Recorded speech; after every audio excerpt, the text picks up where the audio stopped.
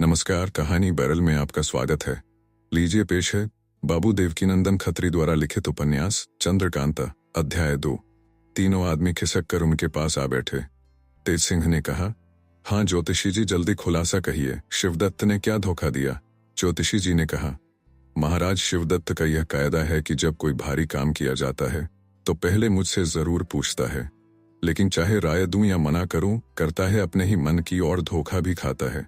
कई दफा पंडित बद्रीनाथ भी इन बातों से रंज हो गए कि जब अपने ही मन की करनी है जो ज्योतिषी जी से पूछने की जरूरत ही क्या है। आज रात को जो चालाकी उसने आपसे की उसके लिए भी मैंने मना किया था, मगर कुछ न माना। आखिर नतीजा यह निकला कि घसीटा सिंह और भगवान दत्त अय्यारों की जान गई।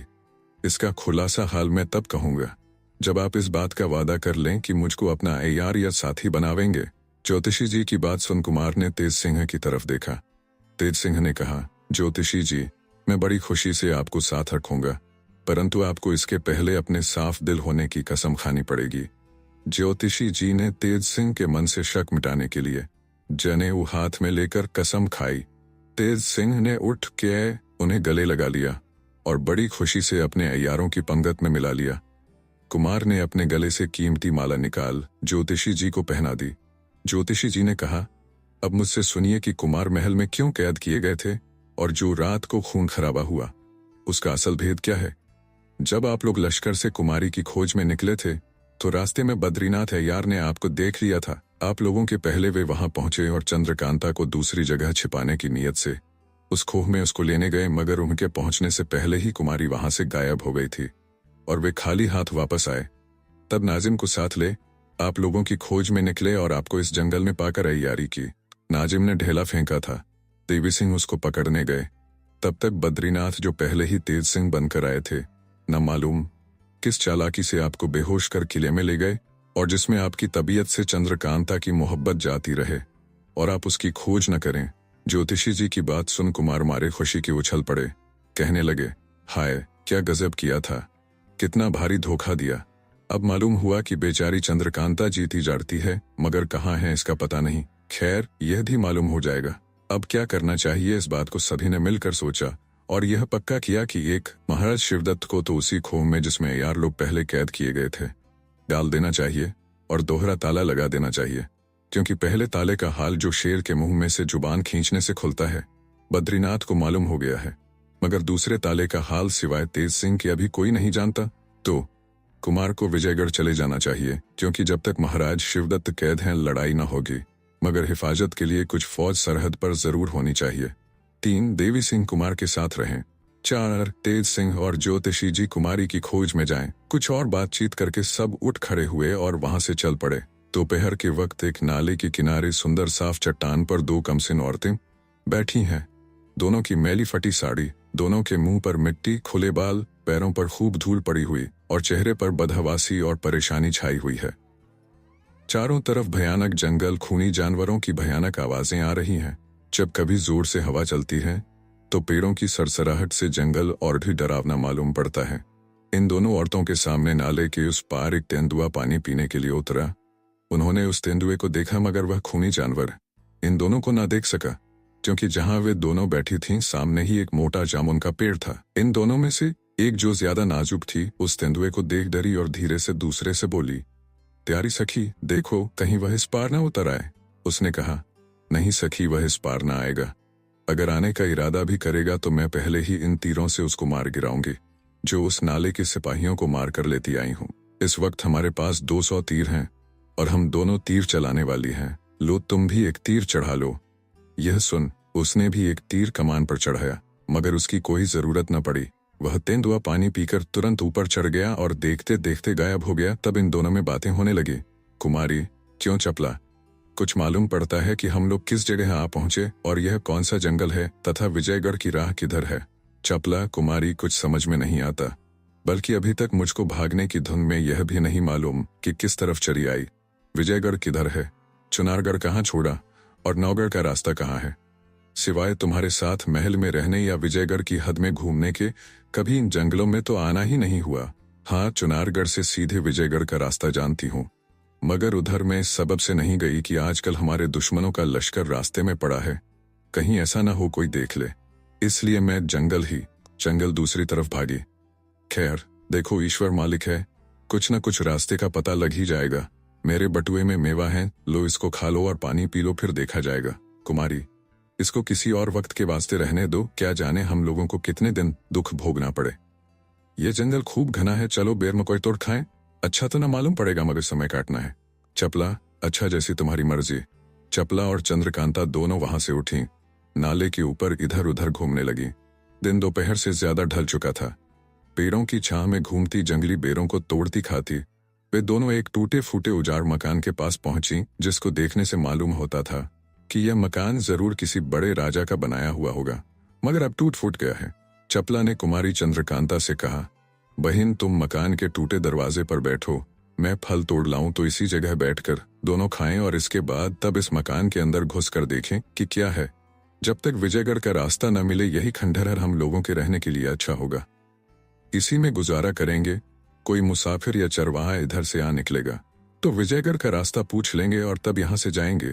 कुमारी ने कहा, अच्छी बात है, मैं इसी जगह बैठती हूँ, तुम कुछ फल तोड़ो लेकिन दूर मत जाना। चपला ने कहा, नहीं मैं दूर न जाऊंगी, इसी जगह तुम्हारी आंखों के सामने रहूंगी। ये कहकर चपला फल तोड़ने चली गई। चपला खाने के लिए कुछ फल तोड़ने चली गई। इधर चंद्रकांता अकेली बैठी बैठी घबरा उठी। जी में सोचने लगी कि जब तक चपला फल तोड़ती है तब तक इस टूटे फूटे मकान की सैर करें, क्योंकि यह मकान चाहे टूटकर खंडहर हो रहा है मगर मालूम होता है किसी समय में अपना सानी न रखता होगा। कुमारी चंद्रकांता वहां से उठकर खंडहर के अंदर गई। फाटक इस टूटे फूटे मकान का दुरुस्त और मजबूत था, यद्यपि उसमें किवाड़ न लगे थे, मगर देखने वाला यही कहेगा कि पहले इसमें लकड़ी या लोहे का फाटक जरूर लगा रहा होगा। कुमारी ने अंदर जाकर देखा कि बड़ा भारी चौखूटा मकान है।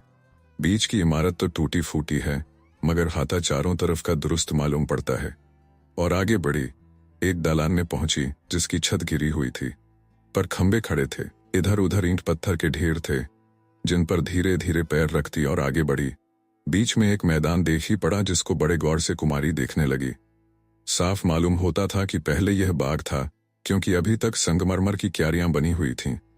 छोटी छोटी नहरें जिनसे छिड़काव का काम निकलता होगा अभी तक तैयार थीं। बहुत से फव्वारे बेमरम्मत दिखाई पड़ते थे मगर उन सभी पर मिट्टी की चादर पड़ी हुई थी।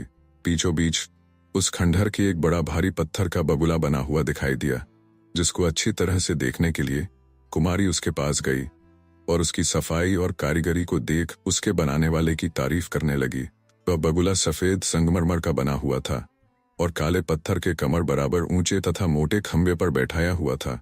उसके पैर दिखाई नहीं दे रहे थे, यही मालूम होता था कि पेट सटाकर इस पत्थर पर बैठा है।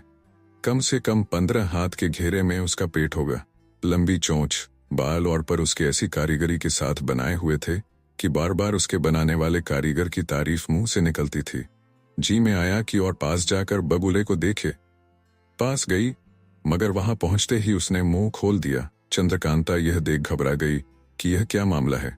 कुछ डर भी मालूम हुआ। सामना छोड़ बगल में हो गई। अब उस बगुले ने पर भी फैला दिए। कुमारी को चपला ने बहुत ढीठ कर दिया था।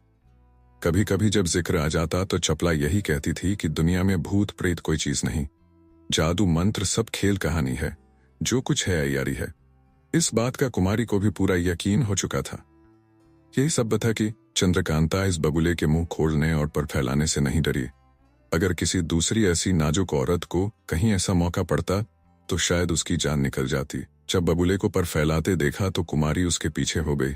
बगुले के पीछे की तरफ एक पत्थर जमीन में लगा था, जिस पर कुमारी ने पैर रखा ही था कि बगुला एक दफा हिला और जल्दी से घूम अपनी चोंच से कुमारी को उठाकर निकल गया।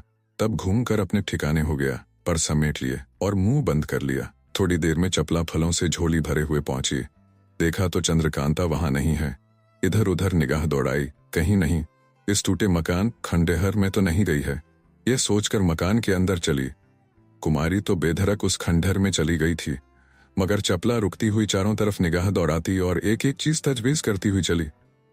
फाटक के अंदर घुसते ही दोनों बगल दो दालान दिखाई पड़े, ईंट पत्थर के ढेर लगे हुए। कहीं से छत टूटी हुई मगर दीवारों पर चित्रकारी और पत्थरों की मूर्तियां अभी तक नहीं मालूम पड़ती थीं। चपला ने ताजुब की निगाह से उन मूर्तियों को देखा। कोई भी उसमें पूरे बदन की नजर न आई। किसी का सिर नहीं, किसी का हाथ कटा, किसी का आधा धड़ ही नहीं, सूरत भी इन मूर्तियों की अजब डरावनी थी। और आगे बढ़ी, बड़े बड़े मिट्टी पत्थर के ढेर जिनमें जंगली पेड़ लगे हुए थे। लांघती हुई मैदान में पहुंची। दूर से वह बगुला दिखाई पड़ा जिसके पेट में कुमारी पड़ चुकी थी। सब जगहों को देखना छोड़ चपला उस बगुले के पास धड़धड़ाती हुई पहुंची। उसने मुंह खोल दिया। चपला को बड़ा ताज्जुब हुआ, पीछे हटी। बगुले ने मुंह बंद कर दिया। सोचने लगी अब क्या करना चाहिए। ये तो कोई बड़ी भारी अयारी मालूम होती है।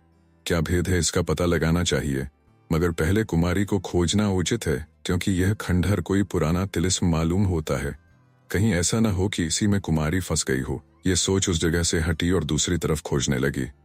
चारों तरफ हाथा घिरा हुआ था। कई दालान और कोठरियां टूटी फूटी और कई साबुत भी थीं। एक तरफ से देखना शुरू किया। पहले एक दालान में पहुंची जिसकी छत बीच से टूटी हुई थी। लंबाई दालान की लगभग 100 गज की होगी। बीच में मिट्टी चूने का ढेर, इधर उधर बहुत सी हड्डी पड़ी हुई और चारों तरफ जाले मकरे लगे हुए थे। मिट्टी के ढेर में से छोटे छोटे बहुत से पीपल वगैरह के पेड़ निकल आए थे। दालान की एक तरफ छोटी सी कोठरी नजर आई जिसके अंदर पहुंचने पर देखा एक कुआं है। झांकने से अंधेरा मालूम पड़ा। इस कुएं के अंदर क्या है यह कोठरी बनिस्बत और जगहों के साफ क्यों मालूम पड़ती है। कुआं भी साफ दिख पड़ता है क्योंकि जैसे अक्सर पुराने कुओं में पेड़ वगैरह लग जाते हैं। इसमें नहीं है। कुछ कुछ आवाज भी इसमें से आती है जो बिल्कुल समझ नहीं पड़ती। इसका पता लगाने के लिए चपला ने अपने अयारी के बटुए में से काफूर निकाला और उसके टुकड़े जलाकर कुएं में डाले। अंदर तक पहुंचकर उन जलते हुए काफूर के टुकड़ों ने खूब रोशनी की। अब साफ मालूम पड़ने लगा कि नीचे से कुआं बहुत चौड़ा और साफ है, मगर पानी नहीं है, बल्कि पानी की जगह एक साफ सफेद बिछावन मालूम पड़ता है जिसके ऊपर एक बूढ़ा आदमी बैठा है। उसकी लंबी दाढ़ी लटकती हुई दिखाई पड़ती है, मगर गर्दन नीची होने के सबब चेहरा मालूम नहीं पड़ता। सामने एक चौकी रखी हुई है जिस पर रंग बिरंगे फूल पड़े हैं। चपला यह तमाशा देख डर गई। फिर जी को संभाला और कुएं पर बैठ गौर करने लगी, मगर कुछ अकल ने गवाही न दी। वह काफूर के टुकड़े भी बुझ गए जो कुएं के अंदर जल रहे थे और फिर अंधेरा हो गया। उस कोठरी में से एक दूसरे दालान में जाने का रास्ता था। उस राह से चपला दूसरे दालान में पहुंची जहां इससे भी ज्यादा जी दहलाने और डराने वाला तमाशा देखा। कूड़ा करकट, हड्डी और गंदगी में यह दालान पहले दालान से कहीं बढ़ा चढ़ा था, बल्कि एक साबुत पंजर ढांचा हड्डी का भी पड़ा हुआ था जो शायद गधे या टट्टू का हो। उसी के बगल से लांघती हुई चपला बीचों बीच दालान में पहुंची। एक चबूतरा संगमरमर का पुरसा भर ऊंचा देखा जिस पर चढ़ने के लिए खूबसूरत 9 सीढ़ियां बनी हुई थीं। ऊपर उसके एक आदमी चौकी पर लेटा हुआ हाथ में किताब लिए कुछ पढ़ता हुआ मालूम पड़ा, मगर ऊंचा होने के सबब साफ दिखाई न दिया। इस चबूतरे पर चढ़े या न चढ़े, चढ़ने से कोई आफत तो न आएगी। भला सीढ़ी पर एक पैर रखकर देखूं तो सही, यह सोचकर चपला ने सीढ़ी पर एक पैर रखा। पैर रखते ही बड़े जोर से आवाज हुई और संदूक के पल्ले की तरह खुलकर सीढ़ी के ऊपर वाले पत्थर ने चपला के पैर को जोर से फेंक दिया, जिसकी धमक और झटके से वह जमीन पर गिर पड़ी। संभल कर उठ खड़ी हुई, देखा तो वह सीढ़ी का पत्थर जो संदूक के पल्ले की तरह खुल गया था, ज्यों का त्यों बंद हो गया है। चपला अलग खड़ी होकर सोचने लगी कि यह टूटा फूटा मकान तो अजब तमाशे का है। जरूर यह किसी भारी अय्यार का बनाया हुआ होगा। इस मकान में घुसकर सैर करना कठिन है। जरा चूके और जान गई, पर मुझको क्या डर, क्योंकि जान से भी प्यारी मेरी चंद्रकांता इसी मकान में कहीं फंसी हुई है, जिसका पता लगाना बहुत जरूरी है। चाहे जान चली जाए, मगर बिना कुमारी को लिए इस मकान से बाहर कभी ना जाऊंगी। देखूं इस सीढ़ी और चबूतरे में क्या क्या यारियां की गई हैं। कुछ देर तक सोचने के बाद चपला ने एक 10 सेर का पत्थर सीढ़ी पर रखा। जिस तरह पैर को उस सीढ़ी ने फेंका था, उसी तरह इस पत्थर को भी भारी आवाज के साथ फेंक दिया। चपला ने हर एक सीढ़ी पर पत्थर रखकर देखा, सभी में यही करामात पाई। इस चबूतरे के ऊपर क्या है, इसको जरूर देखना चाहिए। यह सोच अब वह दूसरी तरकीब करने लगी। बहुत से ईंट पत्थर उस चबूतरे के पास जमा किए और उसके ऊपर चढ़कर देखा कि संगमरमर की चौकी पर एक आदमी दोनों हाथों में किताब लिए पड़ा है। उम्र लगभग 30 वर्ष की होगी। खूब गौर करने से मालूम हुआ कि यह भी पत्थर का है। चपला ने एक छोटी सी कंकड़ी उसके मुंह पर डाली। या तो पत्थर का पुतला, मगर काम आदमी का किया। चपला ने जो कंकड़ी उसके मुंह पर डाली थी, उसको एक हाथ से हटा दिया और फिर उसी तरह वह हाथ अपने ठिकाने ले गया। चपला ने तब एक कंकड़ उसके पैर पर रखा। उसने पैर हिलाकर कंकड़ गिरा दिया।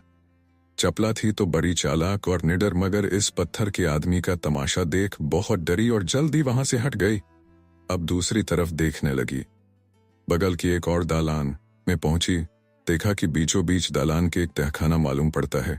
नीचे उतरने के लिए सीढ़ियां बनी हुई हैं और ऊपर की तरफ 2 पल्ले किवाड़ के हैं जो इस समय खुले हैं। चपला खड़ी होकर सोचने लगी कि इसके अंदर जाना चाहिए या नहीं। कहीं ऐसा ना हो कि इसमें उतरने के बाद यह दरवाजा बंद हो जाए तो मैं इसी में रह जाऊं। इससे मुनासिब है कि इसको भी आजमा लूं, पहले एक ढोंका इसके अंदर डालूं। लेकिन अगर आदमी के जाने से यह दरवाजा बंद हो सकता है तो जरूर ढोंके के गिरते ही बंद हो जाएगा। तब इसके अंदर जाकर देखना मुश्किल होगा। अस्तु ऐसी कोई तरकीब की जाए जिससे उसके जाने से किवाड़ बंद ना होने पाए, बल्कि हो सके तो पल्लों को तोड़ ही देना चाहिए। इन सब बातों को सोचकर चपला दरवाजे के पास गई। पहले उसके तोड़ने की फिक्र की मगर ना हो सका, क्योंकि वे पल्ले लोहे के थे। कब्जा उनमें नहीं था, सिर्फ पल्ले के बीचों बीच में चूल बनी हुई थी जो कि जमीन के अंदर घुसी हुई मालूम पड़ती थी। यह चूल जमीन के अंदर कहाँ जाकर अड़ी थी, इसका पता न लग सका। चपला ने अपने कमर से कमंद खोली और चौहरा करके एक सिरा उसका उस किवाड़ के पल्ले में खूब मजबूती के साथ बांधा, दूसरा सिरा उस कमंद का उसी दालान के एक खंबे में जो किवाड़ के पास ही था बांधा। इसके बाद एक ढोंका पत्थर का दूर से उस तहखाने में डाला। पत्थर पड़ते ही इस तरह की आवाज आने लगी जैसे किसी हाथी में से जोर से हवा निकलने की आवाज आती है। साथ ही इसके जल्दी से एक पल्ला भी बंद हो गया। दूसरा पल्ला भी बंद होने के लिए खींचा, मगर वह कमंद से कसा हुआ था, उसको तोड़ न सका, खींचा का खींचा ही रह गया। चपला ने सोचा कोई हर्ज नहीं, मालूम हो गया कि यह कमंद इस पल्ले को बंद न होने देगी।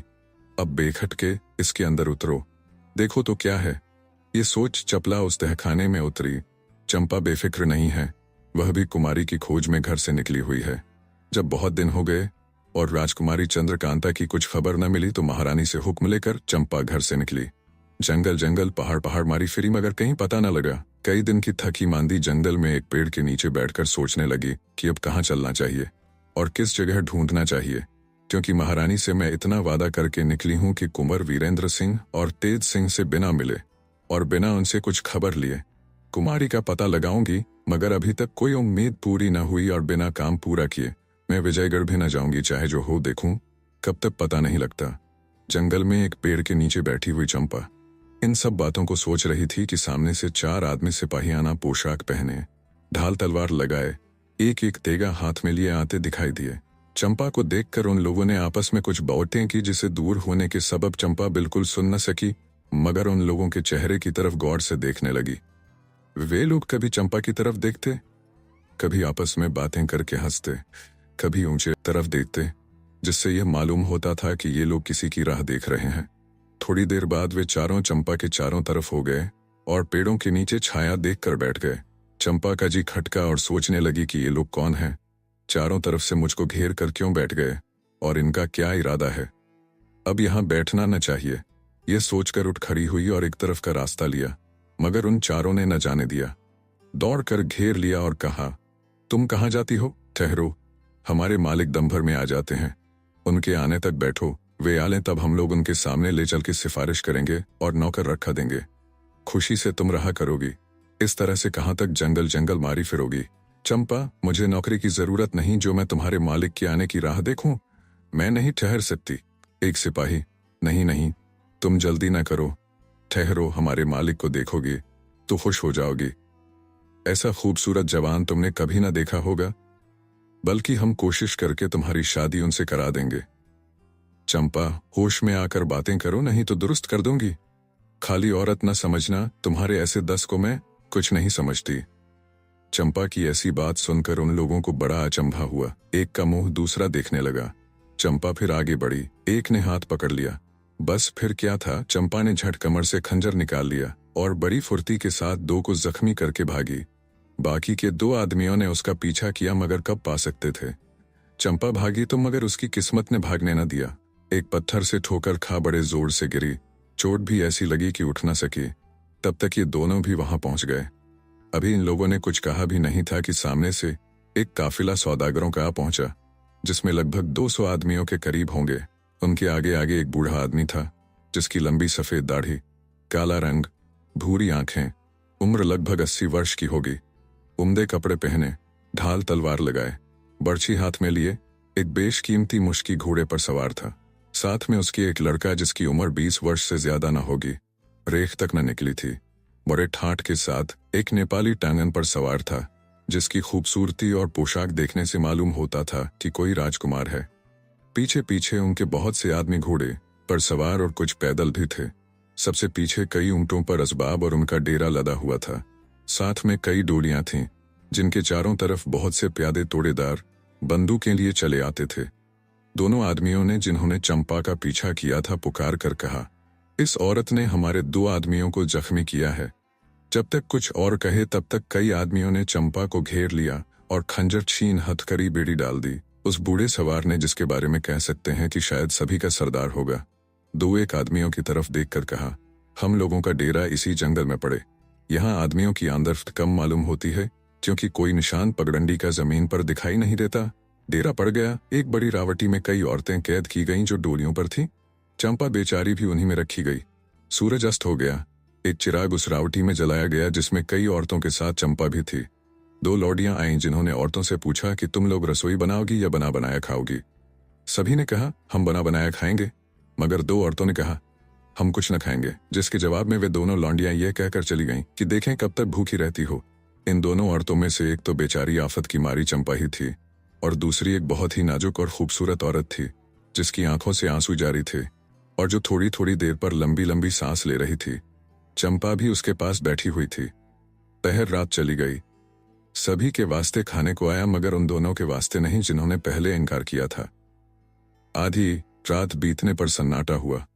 पैरों की आवाज डेरे के चारों तरफ मालूम होने लगी, जिससे चंपा ने समझा कि इस डेरे के चारों तरफ पहरा घूम रहा है। धीरे धीरे चंपा ने अपने बगल वाली खूबसूरत नाजुक औरत से बातें करना शुरू किया। चंपा, आप कौन हैं और इन लोगों के हाथ क्यों कर फंस गईं? औरत, मेरा नाम कलावती है। मैं महाराज शिवदत्त की रानी हूँ। महाराज लड़ाई पर गए थे। उनके वियोग में जमीन पर सो रही थी। मुझको कुछ मालूम नहीं, जब आंख खुली अपने को इन लोगों के फंदे में पाया। बस और क्या कहूँ। तुम कौन हो? चंपा है। आप चुनारगढ़ की महारानी हैं। हाँ, आपकी यह दशा, वाह विधाता तो धन्य है। मैं क्या बताऊं, जब आप महाराज शिवदत्त की रानी हैं तो कुमारी चंद्रकांता को भी जरूर जानती होंगी। मैं उन्हीं की सखी हूँ। उन्हीं की खोज में मारी मारी फिरती थी कि इन लोगों ने पकड़ लिया। ये दोनों आपस में धीरे धीरे बातें कर रही थीं कि बाहर से एक आवाज आई, कौन है? भागा भागा निकल गया।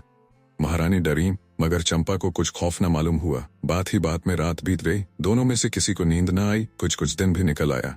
वही दोनों लौंडियां जो भोजन कराने आई थीं इस समय फिर आईं। तलवार दोनों के हाथ में थी।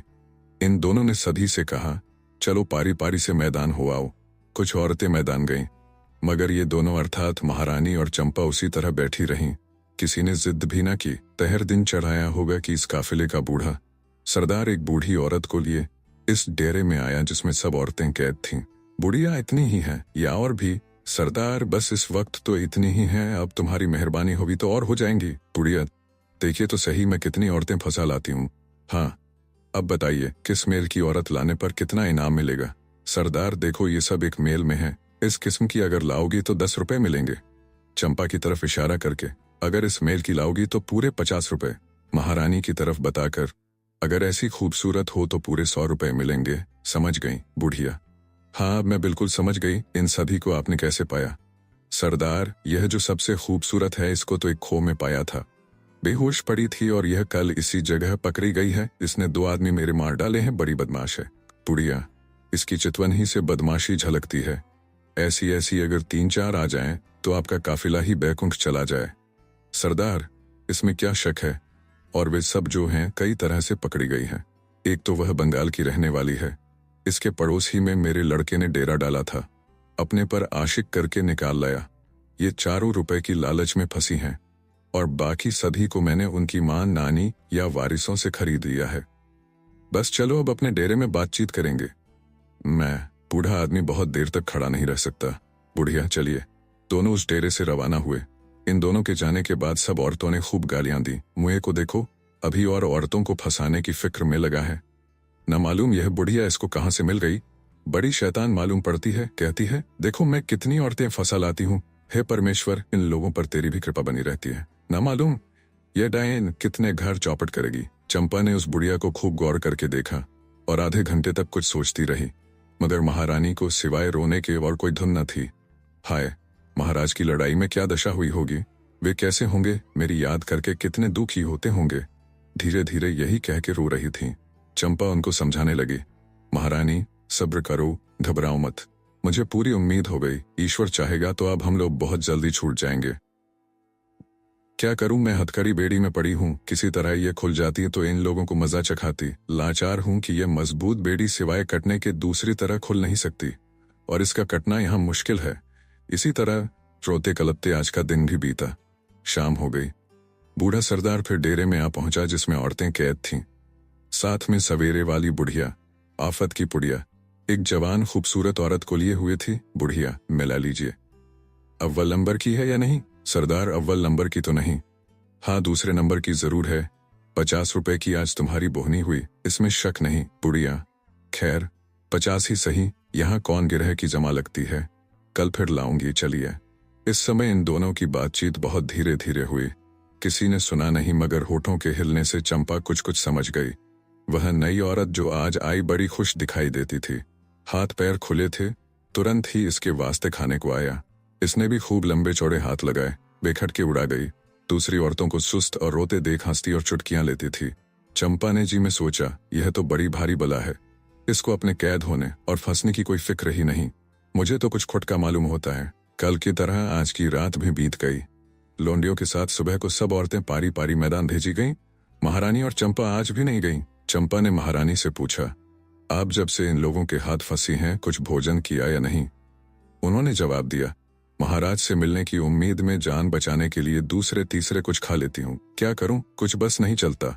थोड़ी देर बाद 2 आदमी इस डेरे में आए। महारानी और चंपा से बोले, तुम दोनों बाहर चलो, आज हमारे सरदार का हुक्म है कि सब औरतें मैदान में पेड़ों के नीचे बैठाई जाएं, जिससे मैदान की हवा लगे और तंदुरुस्त में फर्क न पड़ने पाए।